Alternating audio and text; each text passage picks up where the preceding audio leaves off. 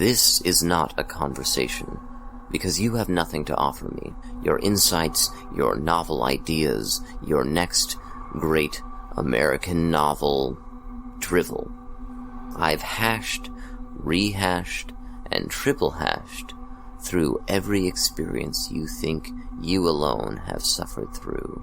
Jobs and girls. That's all you men talk about. But, my friend, when we walked through the garden, under the big terebinth, that was something unlike anything you'll ever know. And the worst of it is, the dagger in my heart is that our conversations were give and take. It wasn't just him teaching me. My friend was far superior to me. I am who I am because of him. But somehow I think he was surprised by what I had to say. We were in love in that way. You wouldn't understand. A quote from Adam, the first man. Idiot.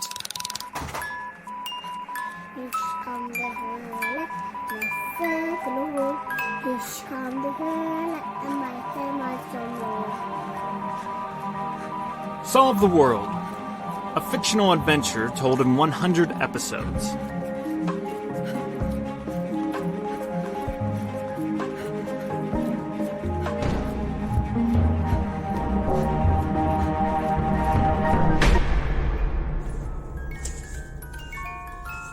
Episode 90. Meltdown of Remembrance.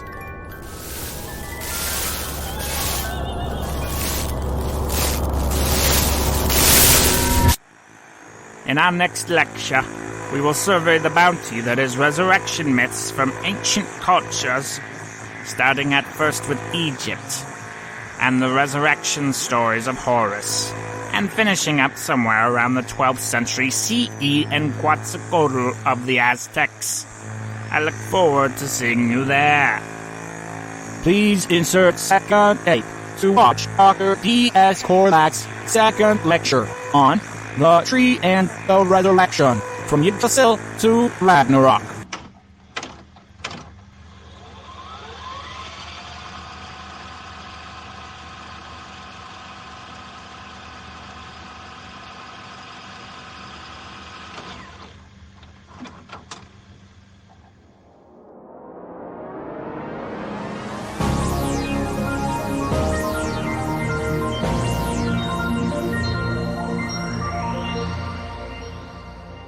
Welcome to the sacred classroom of Reverend and Dr. E.S. Korlak. In this lecture, Dr. Korlak will examine the universality of the tree in ancient creation mythology. Is there a fundamental reason that every tribe and tongue is drawn to the tree as a wellspring of inspiration? Or is this universality merely a work of convenience and chance? DS is on the stage, ready to fill our minds with proof. Let's join him now.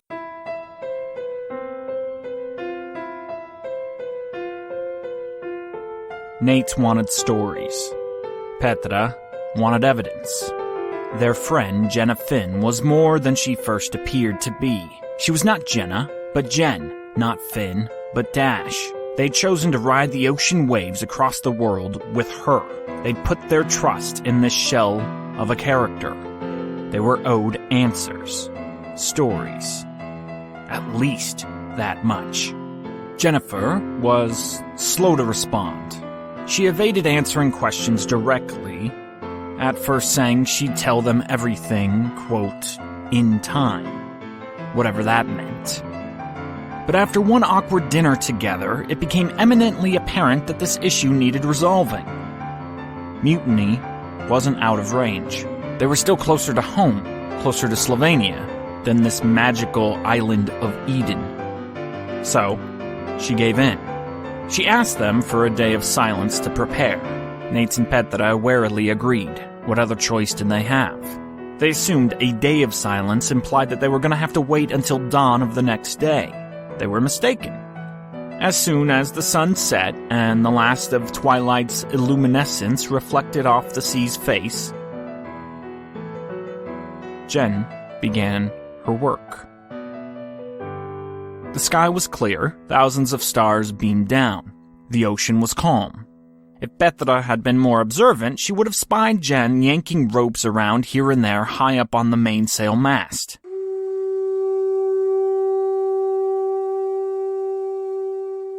Everyone! Out!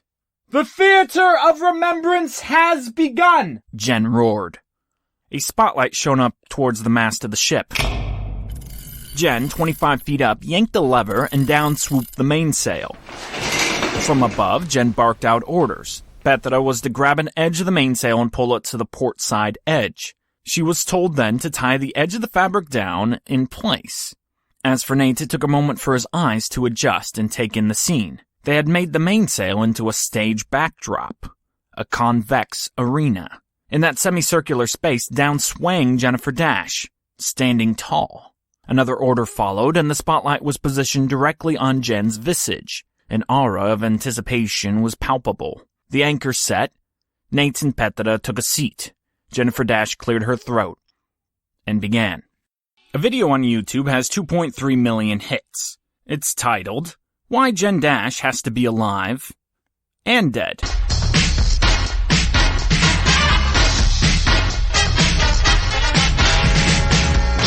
Right, so my name is Hunter Pevensey, I'm 16 and I'm here to prove in under 10 minutes why Jenn Dash is alive and dead. Let's examine first the plague. No tree can grow to heaven unless its roots reach down to hell. Hello, I'm Dr. D.S. Korlak. That quote from Carl Jung, we shall see, finds truth on multiple levels. By inserting this tape into its reader, by staring at your screen and listening to words processed through carbon, you and I are shaking hands. We are making a pact, sharing an agreement. I am going to inform your mind and soul about the truth, the big truth of existence. You will listen, ingest it into your bowels. Some of you will find my words, my truth, displeasing.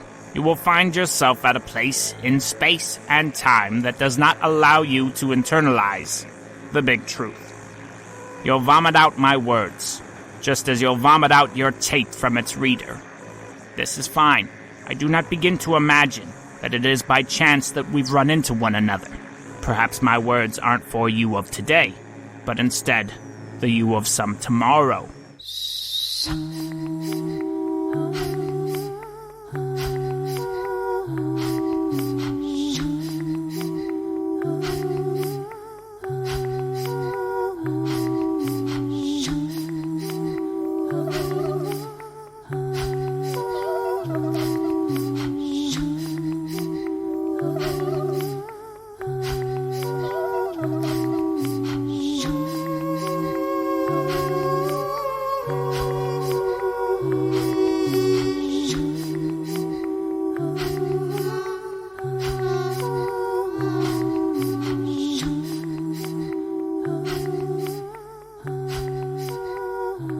Theater of Remembrance, come take this chance. Hear what will be heard, quiver not at fates foretold.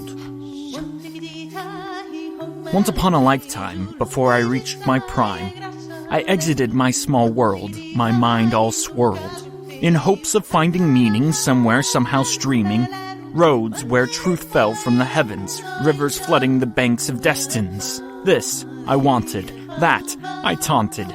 There had to be a way to understand that I wasn't living in a dreamland. To be or not to be, that is the question, a question without an answer? Am I doomed to the cancer of a life full of doubt, action without payout?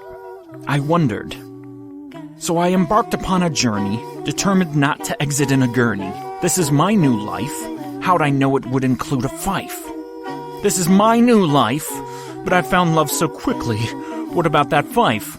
Love ran away so drastically. This is my new life. This is my new life. This is my new life. This is my new strife. The papal va, the ancient scriptures of the Maya people reports that the first created thing was the tree of life, and all further creation emanates from it. It connects the three realms, and what we can see of it, its middle, holds the axis mundi, the navel of the cosmos. This is where we live, at the navel, the center point of all existence. But if we examine our ancient cultures, we can hear echoes from those who have gone above and those who've descended down below. In this way, we prepare ourselves for the resurrection, but we're not there yet. Let us continue by examining the various Tree of Life stories. The fruit from the Tree of Life changes us. In the Garden of Eden, we see that the fruit from the tree of the knowledge of good and evil illuminates Adam and Eve's eyes. After tasting, they can see. Atticus ran away. Why did I love him? He was cute. Why was my affection so absolute? I barely knew him. I got over it. He fell to pieces. Atticus, he's just a little twit. Then there was Antonio. Thought he was my Romeo. First he took me on a kissing spree, then tried to have his way with me. I can't be taken. Not like that. The abominable brat. So I screamed. And because I blasphemed, they had me punished. For love, I've always languished. After Lilith Babbitt's crazy ascension or whatever, Jen Dash became a household name, and for a while she was nothing but a new, random celebrity name. But then we started figuring out how the plague started and spread. You see, Captain Alfred Bacon went on a media circuit proclaiming that his ship came across a mysterious island led by Russians, and that this mysterious island was the epicenter of the disease, or rather, included the lonely plague's patient zero itself. This quickly spiraled out of control, and all of a sudden, gobs and gobs and gobs and gobs and gobs of media outlets started researching, and at first everyone agreed. The Russians did it! This was a brilliant newfangled form of terrorism / international espionage / new Cold War, turned into stinking lava crap-tacular! Ask me again why I tried to solve the world. Why I so badly wanted Earth's mysteries unfurled. Jesus dies for the sins of the world by hanging on a tree. He is, make no mistake, a human sacrificed to the god above all. Odin, too, in Norse mythology, is sacrificed to the god above all by hanging on a tree. Listen to the words, translated, of course, from the Prose Edda, taken from the 137th stanza of the poem Havamal. Odin himself says, I know that I hung on a windy tree 9 long nights, wounded with a spear, dedicated to Odin, myself to myself, on that tree of which no man knows from where its roots run. Odin is dedicated to Odin in Yggdrasil, the tree of life and death, as we now see. Many interpret the name Yggdrasil, this tree that connects the worlds, as Odin's horse, Ygg being a form of Odin's name and Drasil meaning horse or gallows. But I'm inclined towards F. Detter's interpretation, terror's gallows, Ygg sometimes being inclined towards the meaning terror. Don't you understand it?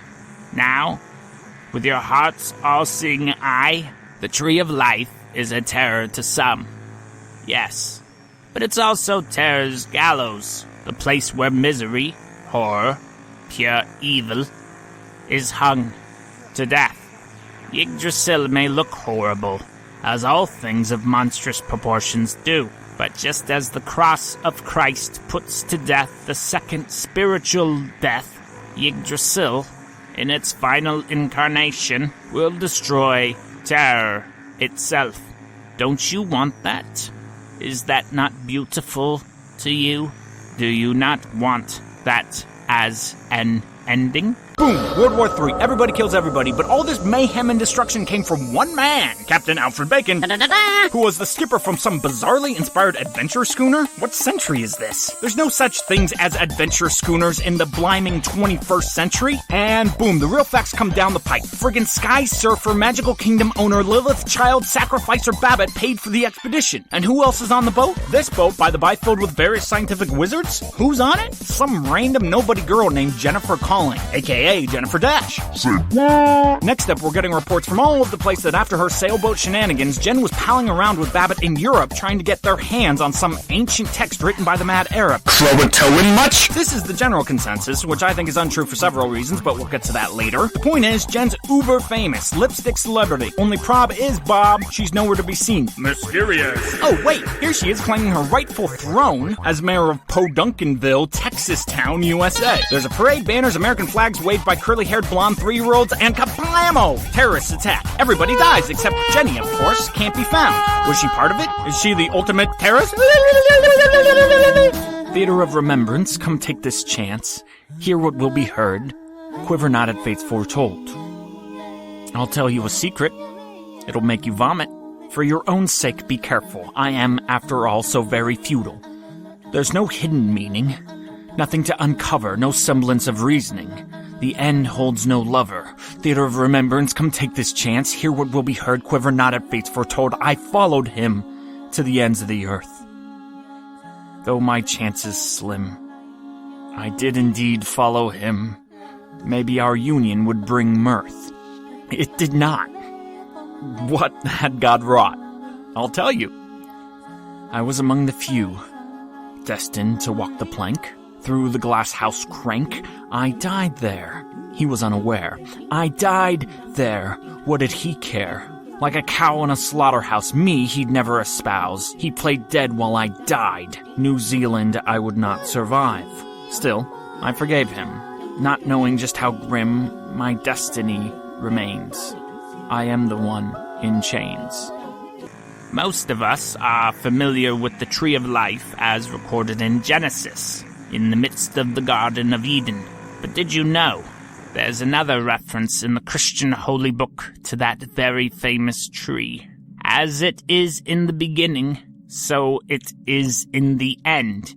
The last chapter of the last book of the Bible, Revelation, reads this way.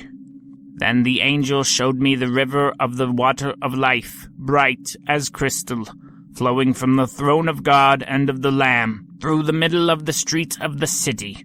Also, on either side of the river, the tree of life, with its 12 kinds of fruit, yielding its fruit each month. The leaves of the tree were for the healing of the nations. No longer will there be anything accursed, but the throne of God and the Lamb will be in it, and his servants will worship it. They will see his face, and his name will be on their foreheads, and there will be night no more. They will need no light of lamp or sun, but the Lord God will be their light, and they will reign forever and ever. In the end, you see, we eat of the fruit of the tree of life. We are not accursed for it. We are not banished. It brings healing, redemption, and 12 flavors. Excellent. No. Next, she's coming in long and hard on satellites all over the globe, preaching a new gospel. The aliens are coming. The aliens are coming. She's telling us that the story's gone too long, too far. Our only chance as the friggin' world is to back that butt up and press rewind. But we are mere mortals, Jenn. We do not know how to go back in time. We cannot defy the laws of thermodynamics. We do not know how space and time work. And she says to us, come, sweet alien gods, take us back. Give your dollars to the Institute. And remember, we can't save ourselves. Can't be done. Help us. Megatron Kenobi, you're our only hope. Theater of Remembrance, come take this chance. Hear what will be heard, quiver not at fates foretold. Once upon a lifetime, there was a man of rhyme, the firstborn of all the earth, destined to be of infinite worth. I've met him, you see, by fate or decree. Your Jenny Dash heard his words. I failed. The truth is, we're all bastards. There is no love, no descending dove. Life is pointless, how's that for bliss? Call me vain, kill me slain. But the truth is, I've failed, for my hope of happiness has sailed. to distant shores beyond every horizon. I'm Jenny Dash, the despondent. If you look with the right eyes, you will soon find that every culture, every ancient society with its ancient myths, legends, and writings include a tree of life. These trees bear remarkable similarity, one to the next. Each has its roots that burrow deep down into the underworld, branches that hold up our terrestrial existences, and leaves that blossom only in the heavens. Then, the crazies claim her. Them smugly folks say she gave herself to the crazy-as-nuts glass house. Body identified, fortified, thrown on display for all the paparazzis to slam on their front pages. Voila! Oh yeah, they acted like they didn't want anyone to know. Don't believe the hype. Smugly, that sly fox, knew what he was doing. It was a media hit. You see this thing. It's not my hand. No Disneyland, Hinterland, Splinterland. I am not myself because there is no such thing. Theater of Remembrance, come take this chance. Hear what will be heard. Quiver not at fates foretold. Fates? Who are you? Devils who twist and screw. There is no God, there is no sun. I am a fraud. All I can do is run away before I pay the Reaper. These branches leading up into the upper world, we can describe adeptly to ourselves as something perhaps more concrete than celestial sprouts. Yes, see it now. Picture it in your mind's eye. You see it, don't you? Here's the thing, though. There's eyewitness accounts from every which way but loose of Jenn after the fact. About 1 million fake Jennies are, and this is quite literal, showing up everywhere from the Solomon Islands, and I can't stress this enough, literally, Timbuktu. Jenny Dash, supposedly, is in Timbuktu. Can you believe it? Oh yeah, and she dyed her hair white and painted her skin jet black. Psh, Jenn Dash, she's everywhere you want to be. I know his name. To me, he has much fame. The Shining Man. No. Something beyond. Beyond the Shining Man. That's where we'll find the shame. I want to love. Nate, I want to love. Petra, I'm dying to love. But there's nothing to fit love into. It has to fit. Love without meaning isn't love. Love without meaning has no dimension, and dimensionless things don't exist. What does that say about me? So, what's really going on here? What's the truth? I've got your answer right here. Jennifer Dash isn't born yet. Well, that's to say she's not born here. She's from the future. Or something somewhere else. The branches reach up, far, far, far, climbing up, and up, and up. Take arms, take your legs, and mount it. Climb up its path, up and up.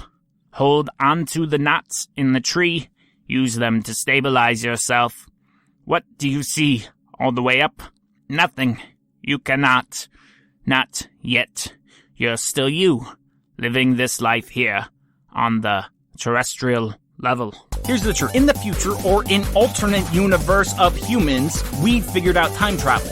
But you know, these time-traveling wizards are super keen on not falling in love with their grandmother or whatever. So this requires a very calculated approach. Jennifer Dash is the real Arnold Schwarzenegger from the future. The real Terminator. She's our real Terminator.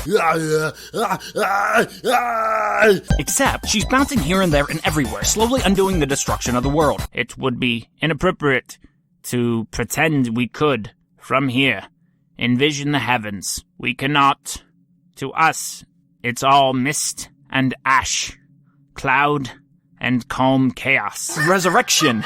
Well, that's on the next tape. The tree is made of hope. Men and women invented it. It's like a big fat zit. A balloon waiting to pop, pop, pop. No one can stop the mind before it relinquishes all kinds. He wanted to love Miles. He said he loved me. He's the only one. But from this high perch, don't abandon it yet. It tells us something very important. It holds a secret. Look down. Look. What do you see? The very thing you've been climbing. It no longer resembles a tree, does it? No, sir or madame. It is, after all, not a tree, not branches with leaves. It is simple. One of the simplest images in all the world. It is a ladder for climbing. Look, here's the thing. Miss Croton, she wasn't searching for some magical pagan manuscript written by the Garden of Eden serpent riding on top of a unicorn with the help of the sugar plum fairy of Loch Ness. She's transporting important people. Duh. I think not necessarily to the future, but to an alternate universe. Made up of us. There are many worlds, people. Infinite possibilities. It's all there in quantum mechanics. It's the double slit experiment. It can't be denied. We live in one of the suckiest of all worlds. But there's folks here that aren't anywhere else, right? Certain life experiences. That can't be duplicated in other universes, other alternate realities. Everything you do changes you, and so this world is slightly different than every other universe. It can't quite be replicated ever. And if it was, as soon as you did anything to that universe, it would change, and then you would be changed. So if there's someone you like in this universe, you just can't clone them. You have to drag them out of this universe and put them in yours. So you see, Jenn, and likely many other people as well, are surfing through time and space, transporting very important persons from here to alternate land. That's how and why Lilith Babbitt fell into the sky. I think the child sacrifice thing was just a ruse to confuse us. Listen to Dash's speech to us 21st century Earthlings. Listen, really listen. She's preparing us. In an alternate reality, she and the very best of us are planning a way to save us. But they're gonna do it weirdly, back in time. This is all time traveling stuff. He said he loved me. But he left me. He betrayed me. He said he loved me. Is that what love looks like? Is that all I have to hold on to? Is that everything? He said he loved me. He said. Having already abandoned her script and her rhyming scheme, Jenn hurled herself off her self-imposed stage. She bounded into the lavatory, dropped her knees to the floor, and vomited into the toilet. Nejc and Petra wondered if they should do something. But what could be done? They sat in awe and wonder, surprise, and confusion. They have to reset our timeline. We'll be collapsed into a better reality soon. Photons can be particles and energy at the same time. It's right there, people. Physics. But they're still all one. That photon is still one thing. Jenn was on the Orion to bring Miles Fa, this wonder kid and psychic reader dude, into her realm. She needs him for some reason. She needs smart people to help her accomplish whatever it is she's trying to do. Collapsing the universes into one mega reality, I think. Jenn, overcome with emotions she couldn't handle, scrummaged for her stash of Balaam. She downed 1 pill, 2, Jennifer Dash. 3, Jennifer 4, Dash. 5, 6, and slept.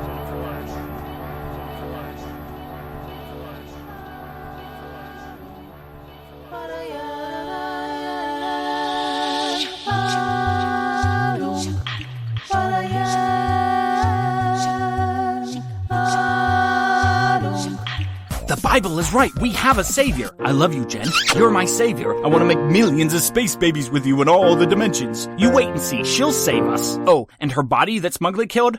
She's an interdimensional crusader. She can die 1,000 times over here. She's from the future, guys. Or, alternate land. So even if she dies here, she's alive over there. Essentially, she's playing us like an arcade game. She dies, then comes back with life number 2, 3, 4, 5, 6, 7, 8, 9, 10. She died in that Texas town. She died in New Zealand. Heck, she's probably died in Timbuktu. She's mining the world, gathering helpers for her work, just like John Galt in Atlas Shrugged. Come get me, Jenny Pooh. I figured it. Come make love to me.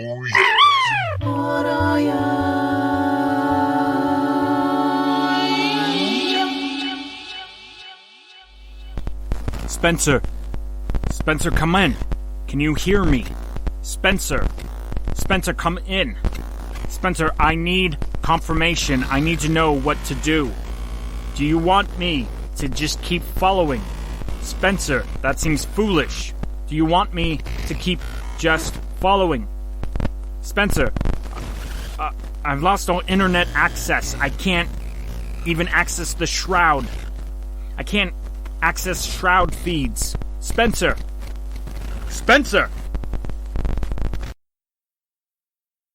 Subscribe Subscribe to my show. Click here. Hey guys, I'm Hunter Pembency, and I have a serious crush on Jennifer Dash. Subscribe to my channel and check out my newest video, 10 sexy facts about J Dash you didn't know. Do you know how long her tongue is? I've crunched the numbers and I figured it. Or how about her favorite color of baseball socks? It's orange. That's a freebie. How do I know? I figured it. Click now. The addiction took over Jenn's life. She slept through most days, taking 8, 9, 10 pills a day. Nejc and Petra learned through fire how to sail.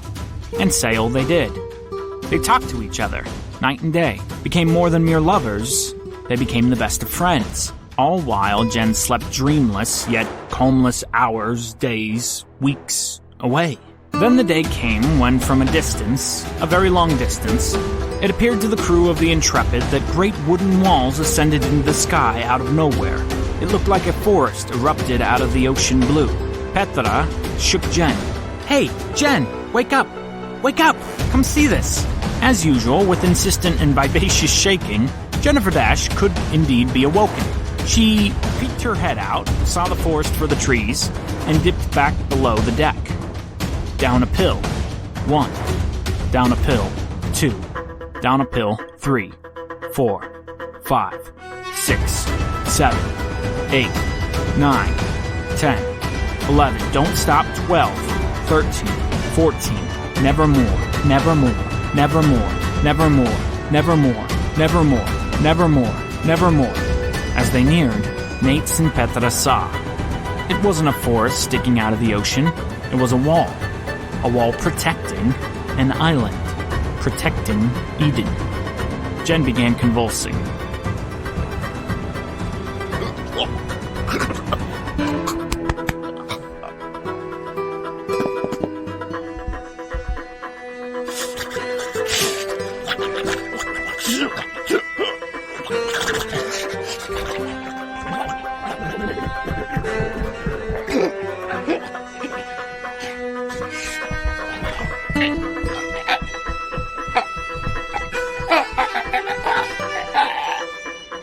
Nejc and Petra tried to wake her as their boat drew near the fortified island. The convulsing stopped. She wasn't breathing. Nejc carried Jenn's body, lifted her over his head as the boat buoyed just outside the large wooden walls of Eden. Petra screamed, "Help! Help us! She's not breathing! Help!"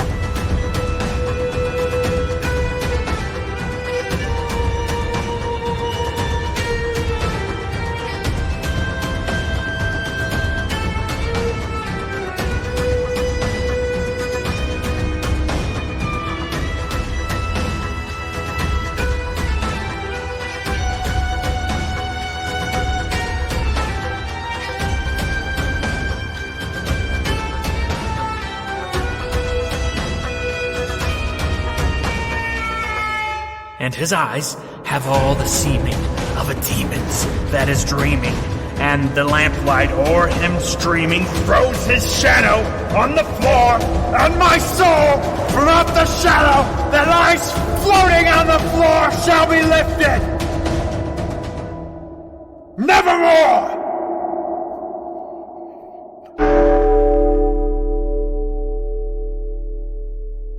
Ooh, darling. Hey guys, this is Dante Stack. All music and sound effects used in this episode and every other episode of Solve the World are appropriately attributed on our show notes page at dantestack.com. Guys, we're getting down to it. After today's episode, there's just 10 eps left. And it being Christmas season, I need to take a little break. I need to inhale and be ready to push for these final 10 episodes. So I'm going to take the next 2 weeks off. So Solve the World will return in all its glory for the final 10, starting Tuesday, January 10th. But as something interesting to release in the meantime, this Friday, and I'll just leave this up for a few days, but I'm going to rebroadcast an episode I did for my other podcast last year. My other podcast being 365 Honest Questions. But last year I did a Christmas episode where I looked at the origins of many of our Christmas traditions. So I looked at the Yule log, the Christmas tree, obviously Santa, and things like mistletoe, and looked at, in most cases, their pagan origins and how that meshes with our westernized Christian Christmas traditions. So it's a little interesting, and it's holiday related, so I'm gonna put that up in the Solve the World feed. So if that's something that interests you, great. Have a little extra Christmas cheer, and maybe that'll get you interested in my other podcast as well. But again, I'll just leave that up for a week or so and then take it down, and I'll see you in 2017. See ya.